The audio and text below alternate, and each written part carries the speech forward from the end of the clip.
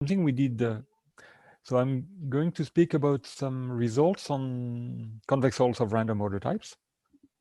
And again, this is joint work with Emo Welser. And just let me say a few words because of this special occasion. Most of you have known Ricky much better than I. Let me just mention that I think uh, it was really a great chance for me to have a chance to meet him, so in person, but also in his research with Eli. And I came into contact mostly with what they did in geometric transversal theory, also on order types, as we will talk now, and also on real algebraic geometry. And an interesting thing is that talk I'm going to give now will touch on all three of them. So the main topic will be order types, as the title suggests. It may not be a surprise that at some point we will get into real algebraic geometry, because as I understand it, that's actually the reason Ricky went into that line of business, coming from order types. And to me, it came as a surprise that at some point geometric transversal theory plays a role. So we'll see. Okay. So order types, and I couldn't put it better than what Eli wrote recently about it. Order type being the simplest object on which one can say something non-trivial in geometry. So just to be sure we are all on the same page, so the idea is to reduce the infinite diversity of sets of endpoints in the plane or in higher dimension, but we'll stay in the plane here, to a finite number of combinatorial type. And the idea here is to use orientation predicates. And what we mean by orientation is that we are associating to a sequence of 3 points, an ordered triple, a sign which indicate whether when you go from the first to the second to the third and back to the first, you're going clockwise or counterclockwise. Okay, you could also include the information that you're flat, but we're looking at point set with no line triple in this talk. So it will be a sign +1 or -1. And this naturally divides up the point sets depending on this information. And one way to formalize it is to declare 2-point sequences, the PIs and the QIs, to be equivalent if whenever you take 3 points from the P sequence, PI, PJ, PK, their orientation is the same as the 3 points with the same indices from the Q sequence. Okay? And when this happens, we say they have the same labeled order type, and this is an equivalence relation. And what we call a labeled order type is actually an equivalence class. Okay? And this is a very natural object when you're actually coming from computational geometry, because if the only thing your algorithm is doing is computing orientation predicates, then it has no way to distinguish between the PIs and the QIs, and it makes sense to consider that they are the same object for your algorithm. Okay. Now, if you look at n equals 4 for 4 points, you end up with 14 different labeled order types, and here they are. And maybe it doesn't make sense to pay too much attention to the labeling, and you want to simply argue about the 2 different kind of configuration you get, 4 points in convex position or 3 points with a point inside. And in that case, you're looking at a slightly coarser equivalence relation, which declares 2 point sets. Now we are no longer looking at sequences, but as point sets, to have the same order type if there is a bijection that preserves orientation. Okay, again, it's an equivalence relation, and what we call an order type usually is really an equivalence class. And so what was just defined here in the affine Euclidean plane can be thought about abstractly in topological affine planes. In that case, you end up with a more general model of abstract order type, and there is a classical equivalence to another combinatorial structure, which are the uniform oriented matrix. These two structures, we'll see that they share some similarities, but they are, from a computational point of view, they are really, really different. Computationally, abstract order type are very simple. You can actually decide just by looking at few axioms on up to 5 points, whether a given map assigning to any triple some sign is an abstract order type. And there's no chance we could do that for realizable order type, or at least we believe so. Okay. Nevertheless, the realizable order type were enumerated up to size 11. There's quite a large number of them, but even their precise number is not known. Okay, so for abstract or realizable, the number of endpoint order type, it's not known. The bounds are pretty good. They actually agree on the first order, but there's still an exponential gap between upper and lower bound. Okay, so perhaps, so these are the kind of objects we're going to discuss. And let me start this the discussion of the question by the classical question of Sylvester's on 4 points in the plane. So what Sylvester asked was, for the probability when you take 4 points at random in the entire plane, what is the probability that they form a convex quadrilateral? Okay, and this is a famous question because it played an important role, a defining role actually, in stochastic and integral geometry, because you can approach this question, for example, by saying, let's fix a triangle, and let's compute the answer to that question inside the triangle. So you take 4 points uniformly in the triangle.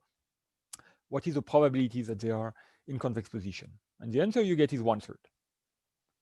And now you make your triangle bigger. And of course, the answer does not depend on the scaling. So you grow your triangle until it fills the plane. You take the plane as a limit of a growing triangle, and you get that the answer to his question is 1/3. But there's nothing special with the triangle here. You could do the same with the disk. Okay, you again get the plane as a limit of growing disks, but then the computation gives you a different answer. And that started, among others, the study of random polytopes, where the typical model of random polytope is you fix some measure of the plane. So above here, it would be uniform in a triangle or uniform in a disk. You could take it uniform in a square, and you sample endpoints from that measure independently, randomly and independently, and then you take the convex hull. And what you end up with is a random polytope. So you can do it in the square, uniform in a disk. You can sample your points according to the Gaussian distribution. And perhaps one of the most natural and simplest questions you can ask there is, how many extreme points do you have on average? Okay, how does it behave?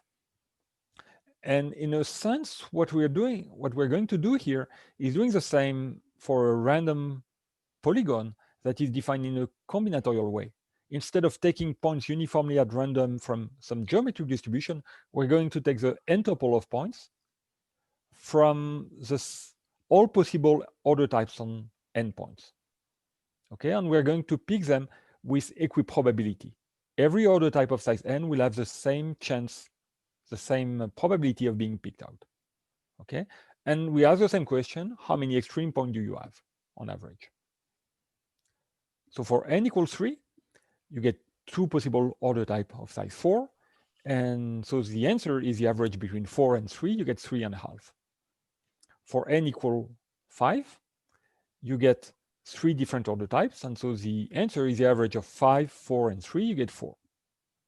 And the question is, how does this evolve as n increases? And the answer we found is that it goes to 4. Okay, and I'll give some more precise result. And in a sense, this is perhaps not so intuitive, because what it means is that most order types have few extreme points. Actually, you can quantify this using Chernoff bound, Markov inequality. Okay, but what we learn from the theory of random polytopes is that many models of random point sets, they favor sets that have many extreme points. If you take your points in a square, uniformly in a square, and you count by this random variable Zn the number of extreme points, the expectation of Zn is of order log n. Okay, if you do that in a disk, you get even more, you get n to the 1/3. If you do that from the Gaussian distribution, you get actually less, but it's still root of log n, the average, and it still goes to infinity. In all those cases, it goes to infinity. And not only that, it's actually quite concentrated around the average value. The variance is of the same order as the expectation. And so what this means is that these point sets, uniform in a square, in a disk, from a Gaussian distribution, their order types are actually concentrated. You don't see a great diversity of order type when you read off order type from these random point sets.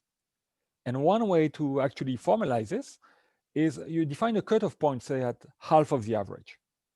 And you know that the proportion of points that will end up with at most extreme points will go to 1, because a very small fraction has more than this number, okay, because it goes to infinity. Yet, the probability that a point set that you're sampling has less than e extreme points, well, that's quite low, because the average, I mean, the number of extreme points has to deviate from the average by at least half of the average.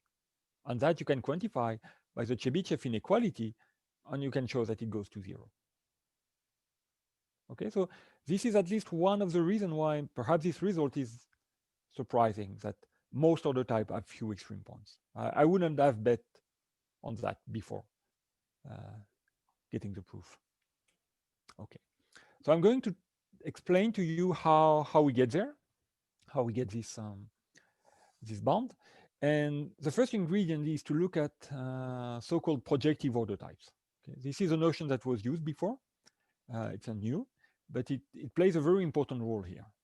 And the reason for that role, and just let me ask, is there any question so far, or don't hesitate again to interrupt if there's a question.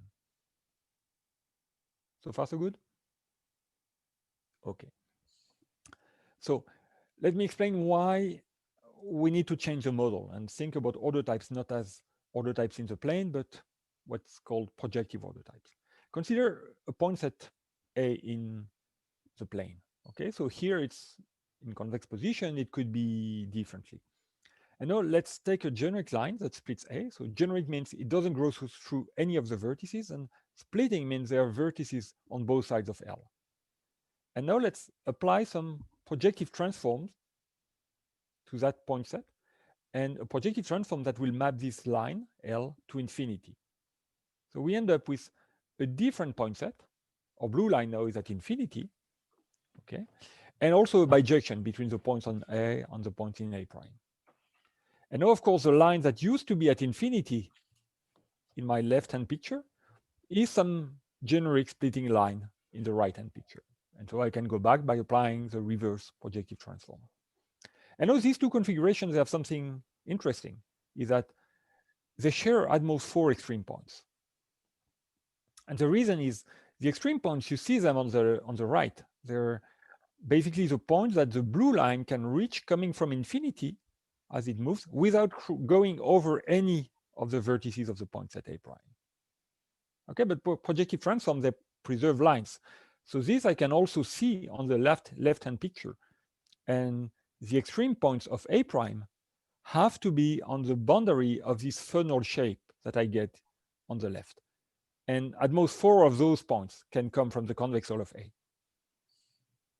Okay, so this property alone could lead to the following scenario. Assume that we could match up order types. We could compute a matching on the set of order types where every pair that is matched is related by such a transform. That means that in every pair, the number of extreme points sum up to at most n plus 4. 2n is out of reach. N plus 4 is the maximum. And so if you do some averaging pair by pair, you get an upper bound on the number of extreme points that is n over n half plus 2. Okay, so that's the idea we are going to use, except that we're not going to match order type 2 by 2. We're going to divide them up into classes that are equivalent under projective transform. So all of the order types that can be reached from one order type by applying projective transform, we're going to put in the same bundle. Okay, and then we're going to average the number of extreme points within each class. Okay, so what does a class of order type equal up to projective transform look like actually. So let's take a simple but not too simple example. Let's take this convex five-gon.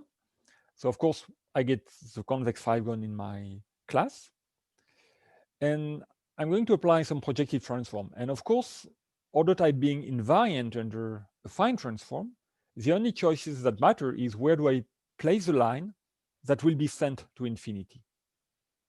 Okay, so if I place it here, I split the points between in 2 and 3. What I end up with is this order type here, 4 points with a point inside. If I split the 5 points into 1 plus 4, what I actually get is this order type, 3 and a triangle with 2 points inside. And at this point, I can stop because these are the only 3 order type of size 5. I know they are all in the same equivalence class. Okay. And now one interesting observation is that this situation in the plane that I have here with the 5 points and the line at infinity, I can think of it, I can lift it to the hemisphere, right? I can think of those points as points on the sphere with the line at infinity being the equator. And once I've done that, something not completely unreasonable to do is to consider the symmetric, the antipodal points to my configuration. Okay, so I go from 5 points to 10 points. And now this hemisphere, the upper hemisphere here, intersect my configuration of 10 points into 5 points that form this convex pentagon. But I can split my configuration by using a different equator. And this red equator, it's defining a lower hemisphere that will have this order type here. Okay, and this blue equator is defining another lower hemisphere that selects 5 points whose order type are those. And so one thing we're going to do now is to forget about the plane and point sets in the plane, and we're going to work only on the sphere. And the reason is that we can visualize those image under projective transform by just picking those various hemispheres and look at how they intersect our point set. Okay, and so we're going to navigate between 2 types of point sets. There will be the affine point sets, and those are the subsets of the sphere that are contained in some open hemisphere. Okay, and I always forbid points to lie on the equator because those would be at infinity in my affine model. Okay, and there are the point sets that are projective, and those are the point sets that are closed under antipodality. A point is in my point set if and only if its mirror image through the origin is also in the point set. Okay, and now in this model, I can again compute orientations. They are just the signs of the determinant of the vector, and so I can define the order type, affine order type, projective order type, and labeled order type. Okay. Now, there's a very natural operation, which is to start from an affine set and complete it projectively as we did before by adding the mirror images of all of its points. So going from the set A to the union of A and minus A. And another question is, how do we go the other way around? So given a projective set, what are the affine sets A who, when I complete them in that way, give me that projective set? Okay, we're going to call them the affine emisets of the projective set. And what we're going to do is to just study together the order type of all the affine emisets of a given projective set. Okay, so when I'm looking at this projective set, I'm basically collecting all the possible affine emisets, and as we've seen, we're going to collect the pentagon, convex pentagon, the quadrilateral with 1 interior point, and the triangle with 2 interior points. One thing that is worth observing is that I don't get each of these guys, each of these order type once. I get them many times because there could be many emisets with the same order type. Actually, the first one I get twice, one for the upper hemisphere, one for the lower hemisphere. The second one I get for any position of the equator that splits the top point set into 3 and 2. So I get I get this in 10 different ways. And the third one is I obtain it for any way I split the point set into 4 and 1. Again, I'm talking about the upper hemisphere here. And so I get it 10 times. Okay, and those numbers, they will start playing a role in what follows. So now I want to look at all those affine sets of a given projective set, and a natural idea there is to get to the dual arrangement. And the idea is that if you have a projective set, so 2 endpoints, you can look at the open hemisphere centered at a point x. Okay, and now as x move, a point enters or exits this open hemisphere only as this point and x become orthogonal. So what's really happening is when x crosses one of the great circle that is orthogonal to one of the point of P. So it's natural to just look at the arrangement of those great circles. You get n of them, one for each pair of antibodal points in P. And when you take a point x on the sphere, the hemisphere centered at x will intersect P in a set where you get exactly 1 point from each antipodal pair if and only if x is inside a 2-cell. X has to stay away from those great circles. Okay, that's when a point is on the boundary of the hemisphere, so it's not in its interior. And now, if you take 2 points x and y and they are in the same 2 cells, of course you will get the same intersection with P of their caps, of their hemispheres. Okay, and now moreover, if a point P is extreme in a certain intersection of the disk hx with P, this is equivalent to saying that the great circle dual to this point P is on the boundary of the 2 cells that contains X. Okay, and so what we take from this is that the affine sets of P are really in correspondence with the 2 cells of the dual arrangement of P. Okay, so far so good? Everybody died? No? Okay. Now, why is this useful? So every order type that is supported by your point set, your projective point set P, correspond to one or many 2 cells in the dual arrangement. Okay, so let's write down this number. So for the order type omega, I'm writing this number mu omega. And now what I just described means that if I sum for every 2 cell of the dual arrangement, the number of edges of that 2 cell, what I end up with is the sum for every order type supported by P of its number of extreme points, but this number will be counted once for every time there is an affine hemiset of P, for once for each hemiset of P that has this order type. Okay, so now averaging on the dual arrangement is easy, right? So this left-hand side term, I can compute it pretty easily because I have a simple arrangement of n great circles. So any 2 great circles intersect into 2 points, so that's the number of vertices I get. Every vertex has degree 4, so I get twice that number in edges. And Euler's formula tells me how many faces there are. And so I get the average size of a face. Okay, that's roughly 4, slightly less than 4. Now this would be the answer to the average number of extreme points in an order type supported by P. So in my class, projective equivalence class, except that there are these mu omega, these multiplicities. So we have to control them. That's the challenge here.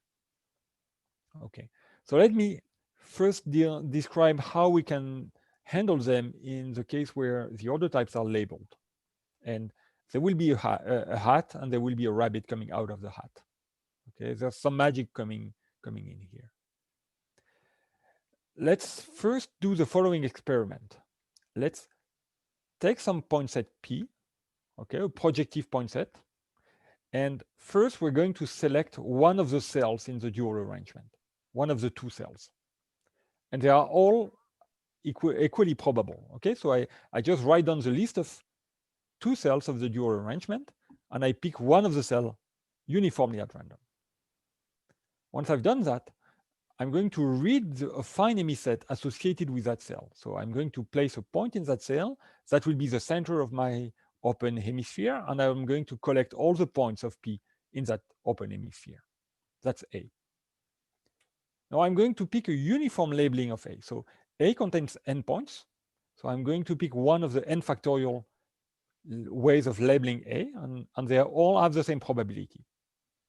And I'm going to return the labeled order type of that A bar, of that point set A bar. Okay? And now, if you look at this, there's a lot of randomness going on here. But if you look at the level of order type, there are two sources of bias. So first, there's no reason why the order type of A would be uniformly distributed. And the reason is we've seen it. When you take a projective point set, not every order type occurs as many times. In here, some occur twice and some occur 10 times. Okay, so the probability that A is 5 points in convex position is 5 times less than the probability that A is 4 points with a point inside. Not uniform. Then, when you label A, you're going to pick one of the labeled order types that correspond to its unlabeled order type. And it turns out that not every unlabeled order type decomposes in the same number of labeled order types. Okay, we've seen that because if you remember, 4 points in convex position, there were 6 ways of labeling them that were essentially different. Okay, any other way has the same labeled order type as one of those 6. And a triangle with a point inside, there's actually 8 ways of labeling them that are essentially different.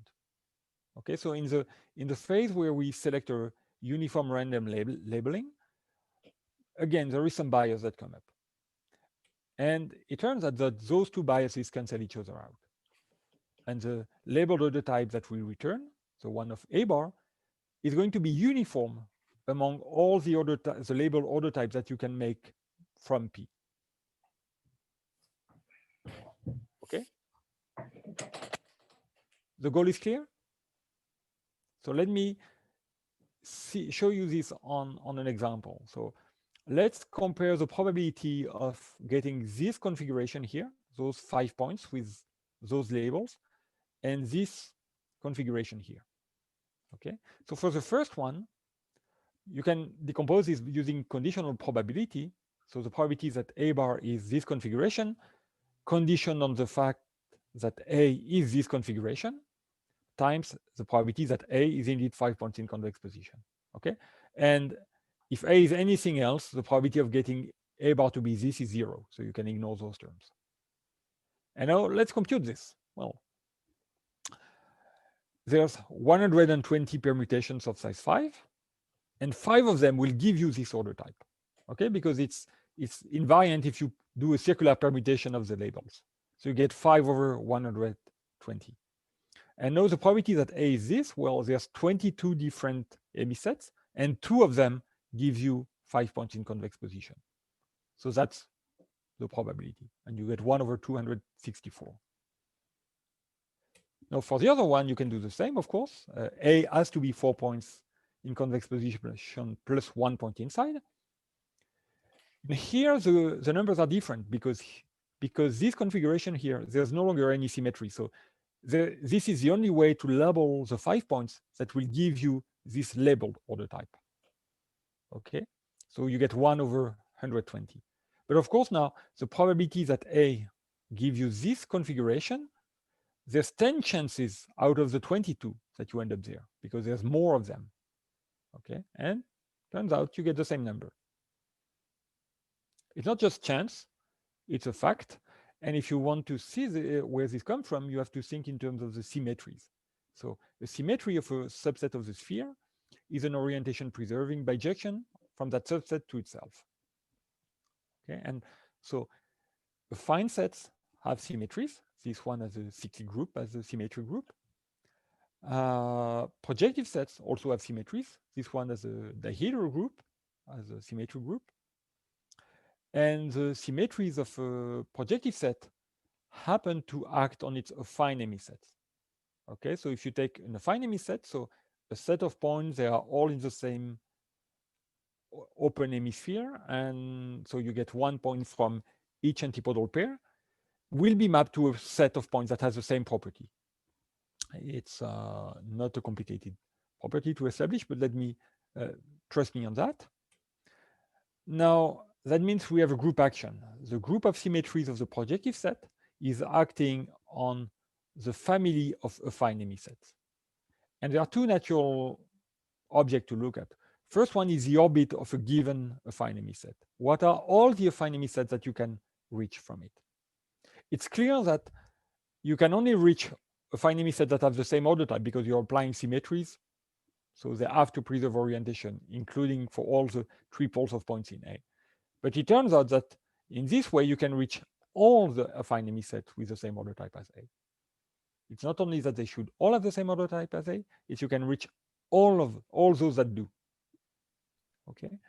And the second property is that the stabilizer of A, that means the set of symmetries of P that leave A globally invariant, this is isomorphic to the symmetry group of A as an affine set. Okay, and so the ingredient, as I said already, the symmetries preserve the orientations, and so there is a very nice theorem that is called the Orbit Stabilizer Theorem that tells you that no matter what the action is, no matter which element A you pick, the size of the orbit times the size of the stabilizer is always the size of the group acting. Okay, and this is what we are witnessing here. This is the computation that we saw before was one instance of this. And so altogether, we get the proof of this statement. If the number of extreme points in a random order type, random labeled order type, chosen uniformly at random, is precisely this number.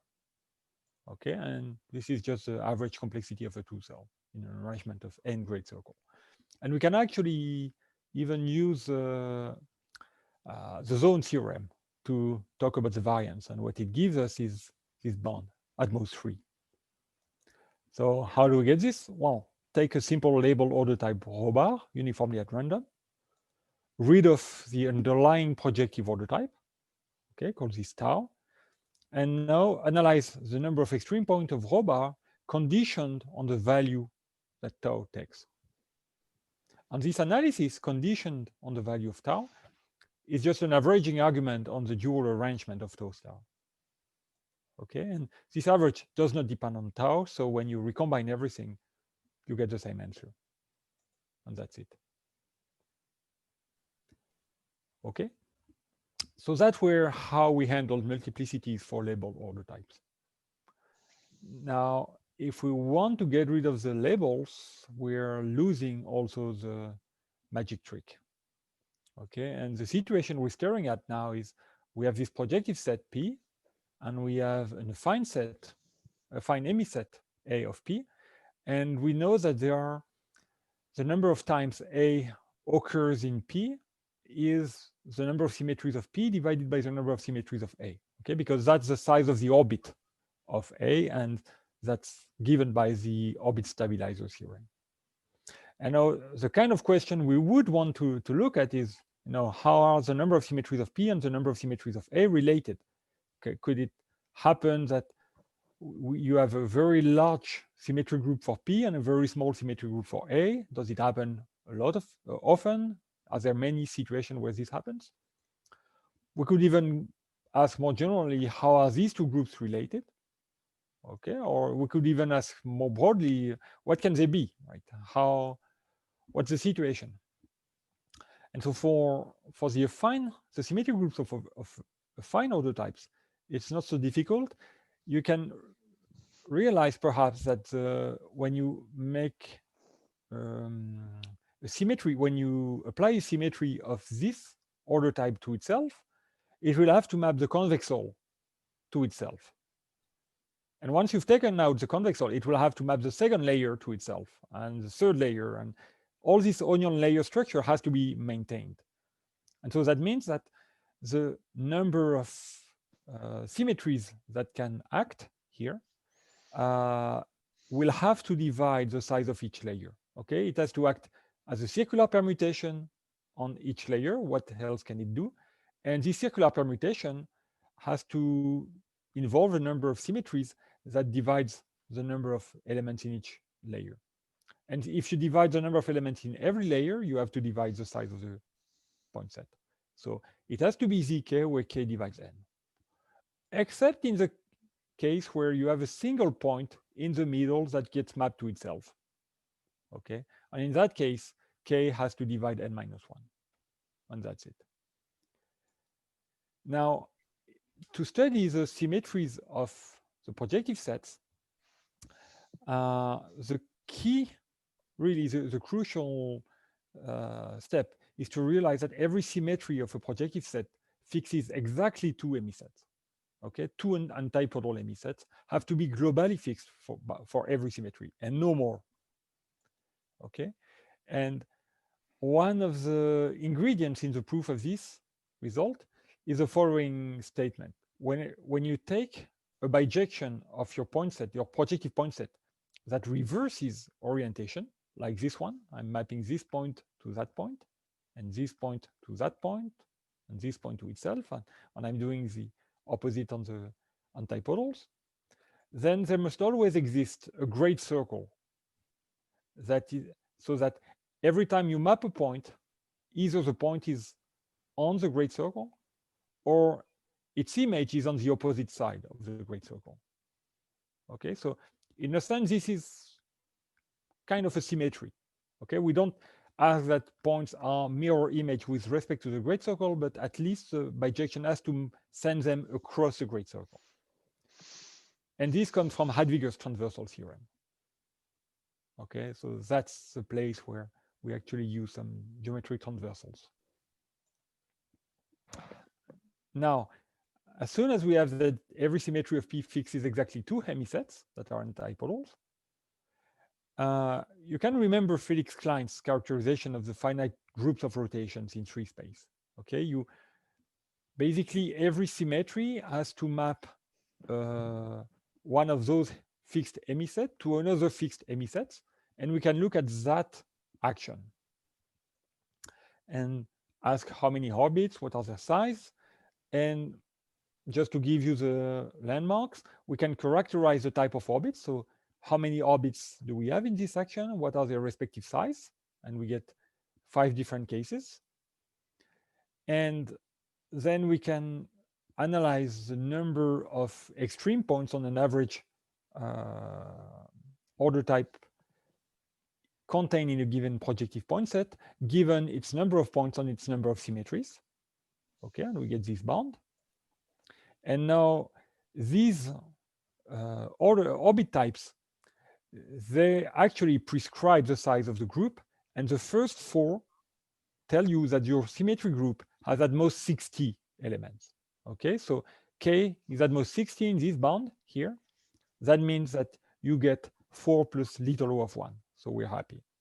And the only annoying case is when we are in this last situation where the group can actually be arbitrarily large. And in that case, what this tells us actually is that even though your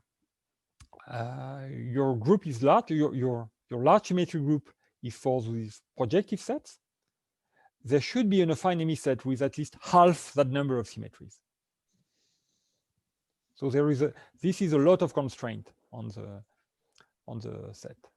Okay, and next ingredient is to get a hold on how many affine order type can have many symmetries, and we get a bound that decays quite fast when the number of symmetry increases.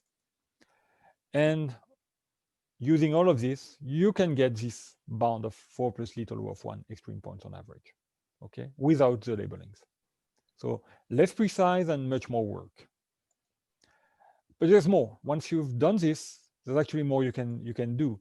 You can actually characterize the possible symmetry group of projective configuration, projective sets.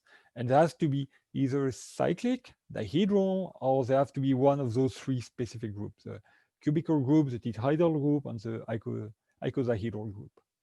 Okay, and this is actually the list of all the finite groups of rotation in tree space. So that means the symmetry group you can have for projective point sets, where symmetries are just bijections that preserve orientation, are exactly the rigid groups of the symmetry, the groups of rigid rotations of the sphere, the finite group of rigid rotation of the sphere. That's perhaps unexpected. And all of these groups can occur, okay? And this is one example when you take this as an affine set and you take its projective completion, the symmetry group of this will be the A4, the tetrahedral group. Okay. So I'm almost done. Let me just mention that this proof that I described, it generalizes to abstract order type, and the bounds are the same, including in the labeled version. We get exactly the same bound. Okay. The idea is just that your non-realizable order type, they will lift to an arrangement of to a projective configuration that is also not realizable, but that's fine. Everything works. The dual arrangement goes through, and etc. And some of the machinery generalizes to higher dimension. And what we get is, if you're looking at the average number of extreme points on the order type chosen at random among all order types in RD, you will get 2D extreme points.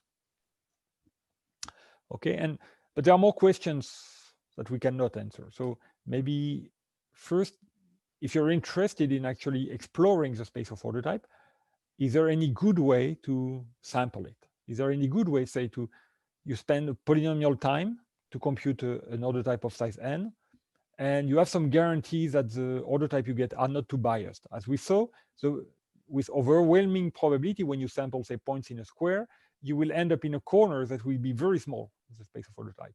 So is there a way to avoid being cornered and spend perhaps polynomial time per sample? Second, so we could prove that random point set for certain distribution have a tendency to have order type that exhibit concentration. And we conjecture that actually this is true as soon as you're sampling independently points from a probability distribution where the number of extreme points goes to infinity. Okay, that should be enough to give you concentration. And we're actually willing to believe that you don't even need the extreme point, the number of extreme points to go to infinity, that independent sampling is actually bad when you want to explore diverse order type. Okay, and one last question is related to Erdős-Székelyes and what was called the Stanley-Wilf conjecture in permutation pattern that was proven by Marcus and Tadeusz.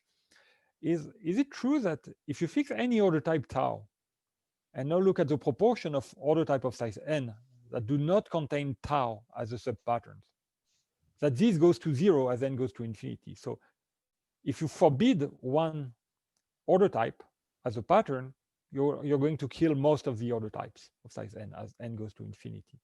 And if you think of tau being points in convex position, Erdős-Székelyes tells you, well, yes, you kill actually them all as soon as n is large enough. If you think of tau as being a triangle with a point inside, there's Karateau-Dery theorem that tells you that unless you are n points in convex position, there will be a triangle with a point inside somewhere. Okay, so this number is actually not just going to 0, it's 1. And the proportion is 1 over something that goes very fast to infinity. And as a side product of this proof, we could prove that this is true for any order type tau that has a form of a triangle with a convex chain on one of the edges. Okay, and I will stop here. Thank you for your attention. Thank you. Feel free to unmute yourself, ask questions. Known about the number of order types then for asymptotically large sets? So the number of realizable order types is like the constant to the n log n. Oh, okay. Didn't he say there was an exponential gap, or I misunderstood, I guess, what he was talking about? What do you mean an exponential gap? That's what I was trying to figure out. I guess there is, well, there's a polynomial factor where you are wrong. And that, of course, makes an exponential gap. I mean, if you have a factor, even if you have a constant factor, you have an exponential gap. I see. Okay. Yeah, and the interesting thing is if you move to non-realizable order types, even though you will have a hard time if you're not an expert, a hard time to find one, the non-realizable order types, the abstract order types, are constant to the n squared. So actually, if you take an abstract order type, the chances that it's realizable is very, very, very small. I have a question or a comment. When I saw the announcement of this talk, I was curious. I looked up the word order type in Wikipedia. All they have is just order type of ordered set. I thought it might be nice if somebody were to put in, to edit that page and say, there's also the notion of order type in geometry. And here's what it means. That's a very good idea.